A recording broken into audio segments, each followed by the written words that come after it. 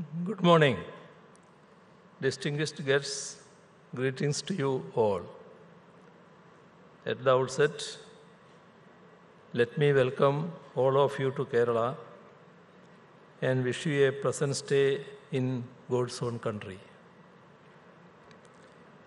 We have friends from all of the South Indian states here with us at this conclave. It is a fact that our states are leading the country in several indices and sectors. Therefore, we look forward to this conclave as an important opportunity to learn from and share with one another. We are gathered here at a time when the LDF government in Kerala has just completed its 7th year in office. Since 2016, our government has been making a qualitative difference in governance by delivering that we have promised to the people of Kerala. Just like we did over the last 6 years, this year too, we released our annual progress report. It evaluates our performance in comparison with our promises in the election manifesto. We have placed it before the people of Kerala so that they can judge for themselves whether we have walked the talk or not. We are presenting a governance model rooted in transparency and accountability, reaffirming our commitment to the people and upholding their right to know. Let me also inform this August gathering that Kerala has become India's first fully e-governed state on 25th May. It is a historic milestone in the internationally acclaimed Kerala model of development and social progress. Through e-governance, we are championing transparency, efficiency, and inclusivity. We have harnessing technology to ensure seamless access to diverse public services, of which more than 900 are now available online. This is not something that we achieved overnight. During our previous tenure itself, we had declared access to internet as a right of our citizens. To ensure that such a right was accessible to all, we went ahead with the introduction of the Kerala Fiber Optic Network, KFON, which provides broadband connectivity to all our houses and public offices.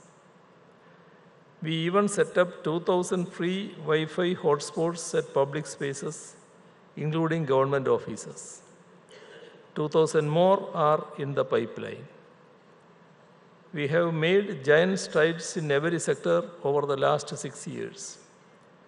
We have built homes for 3.5 lakh families, given title deeds to 3 lakh people, issued priority ration cards to 3.5 lakh families, and are the only state in the country that has a program to eradicate extreme poverty, even though only 0.7% of Keralites experience multidimensional poverty according to the Niti Aayog. We have made close to 207,000 appointments through the Kerala Public Service Commission and created around 30,000 new posts in government services. At rupees 1,600 per month, our welfare pensions are the highest in the country. Around 63 lakh people currently benefit from this. We provide health insurance to 43 lakh families, and 30 lakh people who are government servants, including retired personnel, and their dependents benefit from our Medicep scheme. There is no parallel to any of this anywhere else in India. We have set up India's first super fab lab, India's first digital university, India's first graphene center, and India's first water metro. The foundation stone has been laid for India's first digital science park. We have the best startup ecosystem in the country. Our Year of Enterprise scheme, which set up close to 1,40,000 enterprises, provided close to 3 lakh employments, and secured around 8,500 crores of investments, has been hailed as the best practice. Apart from being the only state to have declared internet access as a people's right, we are the only state that has provided electricity to every household. Development of national highways and national waterways is nearing completion. Hill highway and coastal highway are being built at a cost of rupees 3,500 crores and rupees 3,500 crores respectively. Rupees 3,800 crores has been invested for the modernization of public schools. Rupees 19,000 crores has been invested in the public health system. In 2016, when our LDF government came to office, Kerala's unemployment rate was 12%. We have brought it down to 5%. We have brought it down to 5%. Kerala's GSDP was rupees 5,61,994 crores in 2015-16. It has grown to rupees 10,17,873 crore in 2022-23. It is a phenomenal growth of 81% in 7 years. Our per capita income has risen from rupees 1,48,133 to rupees 2,028, 2 lakh. Our per capita income has risen from rupees 1,48,133 to rupees 2,28,767 over the last 7 years. In this regard too, we have seen a spectacular growth of 54%. Kerala has achieved this tremendous growth across sectors despite facing an array of challenges like Oki, Nipah, the unprecedented floods in 2018, the monsoon calamity of 2019, and the COVID-19 pandemic, which essentially brought even the global economy to a standstill. The fact that we have overcome all this effectively is a testament to Kerala's resilience.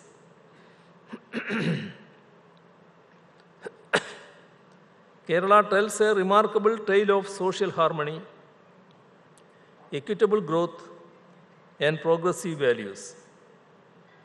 With this unique model of inclusive development, Kerala has emerged as an exemplar of people-centric progress. Compassion and social justice drive our policies that empower marginalized communities and foster equal opportunities for all. Kerala shines as a beacon of a progressive ideals where every voice matters and the spirit of unity paves the way for a brighter future. Alternative policies of Kerala's progressive governments, despite constitutional limitations on state governments, have played a pivotal role in making us what we are today. Land reforms, free and universal primary education, welfare pensions, Maveri stores, literacy and people's plan campaigns, decentralization initiatives, and Kudumbashree program have gone a long way in highlighting the Kerala model of development and social progress at the international arena. We are the most literate state. Our infant and maternal mortality rates are at par with developed countries. Our government schools and hospitals have been adjudged as the best in the country by several agencies, including the Niti Aayog. We have the best law and order situation, and so on. All this has been made possible because communal harmony and peaceful coexistence are always ensured. That is why there has not been even a single instance of communal violence in Kerala over the last several years. Despite the orchestrated efforts to tarnish our image and bring Kerala to disrepute, the people of Kerala stand united in its defense. Time and again, that defense has ensured that such nefarious designs got exposed and defeated. This is a pointer to all of us that at such a time as this, when it rightfully ours is denied to us, and when we are sought to be divided on shallow grounds, we should stand united in our defense and for the common good.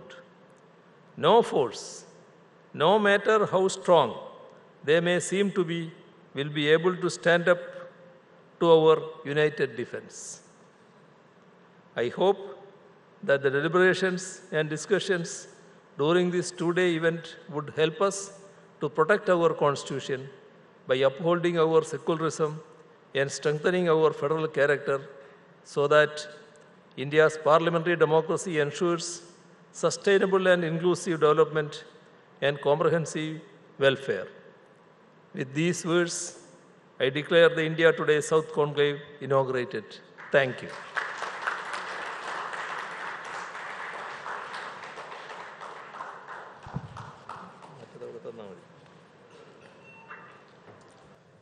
Chief Minister, now we know why you're among the most progressive chief ministers in the country and why you won a re-election just 2 years ago. Let's again, for the progressive steps that he's taken, give the Chief Minister another warm round of applause and for inaugurating the South Conclave of India today. Thank you for agreeing to a few questions on this. I listened to what you had said, and you've really had innovative steps or taken innovative steps to develop the state for the future, particularly the infrastructure sector. What I'm asking is, what about mega investments? How can you attract them? What are you doing to promote the service sector? And of course, the overall theme, which is how do you improve employment in Kerala and ensure probably a reverse brain drain? Kerala has a lot of brain drain going outside. Is it possible for you all to hold your own people here and give them the jobs that they want? Thank you. The main challenge is the paucity of land in Kerala. Yeah, that's a problem, yes. We have the coast on one side and the hills on the other. Right. In between, there is plenty of wetland and forest land as well. Right. 44 rivers. So in reality, there is only about 35% of the overall area of Kerala is available for people's use. Right. Still, we are able to make remarkable progress in industry. For example, consider the Year of Enterprises scheme, which I had mentioned in my speech. Yeah. Through the Year of Enterprises, Kerala has introduced the best practice for the whole country.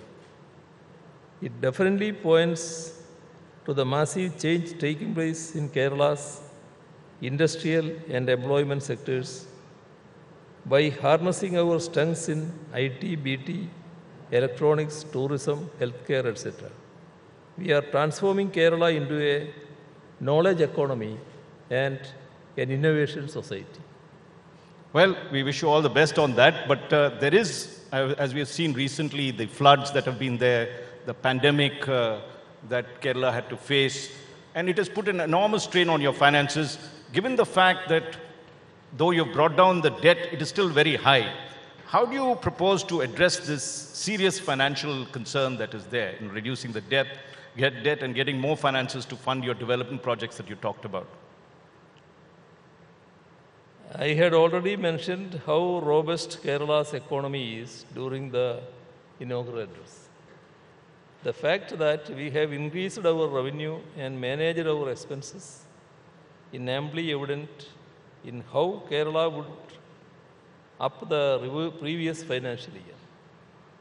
Despite many expressing apprehensions that Kerala's treasury would come to a standstill in March, we were able to tide over without any major difficulty. Since the financial year 2021, Kerala's own revenue and total revenue have increased by rupees 32,000 and rupees 35,000 crores respectively. Kerala's own revenue is 65% of our total revenue. Wow. This is far better than the national average of 55%. The debt to GSDP ratio has been brought down from 39% to 34%. We plan to move ahead in the same direction with renewed vigor. However, it is concerning that our borrowings are being further restricted. It has already been brought down from 5% of the GSDP to 3%.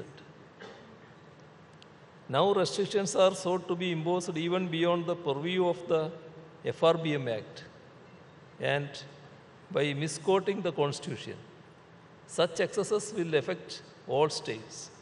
We will have to stand together and find a way out. I know we are short of time and you have to go to another appointment. My final question to you is about tourism. And we are in this beautiful place, Kovalam, you told me outside you're planning to develop. What is your major plans that you have up ahead to attract international travelers back to Kerala apart from domestic travelers? Kerala tourism has secured a pride of place in international tourism circuits. We have been featured in the New York Times as one of the best tourism spots in the world. Prior to COVID, we had record numbers in both domestic and international visitors, around 1.88 crores and 12 lakh respectively. The tourism sector had generated a total revenue of rupees 45,000 crore in 2019. Right now, we are at the pre-COVID levels in the number of domestic tourists. Kerala's tourism is surely on its way back. Interventions like caravan tourism, heritage tourism, destination wedding tourism, etc. are being spearheaded. So many people are coming for the wedding here in Kerala. They are part of our responsible tourism initiatives, which address even local needs. Thank you. Thank you, Chief Minister. This might be our first conclave here, but it's not the last. We're going to keep coming back, and we particularly wish your state all the very best. Let's give the Chief Minister a very warm round of applause for this. Always you are welcome. Thank you so much, sir. Thank you.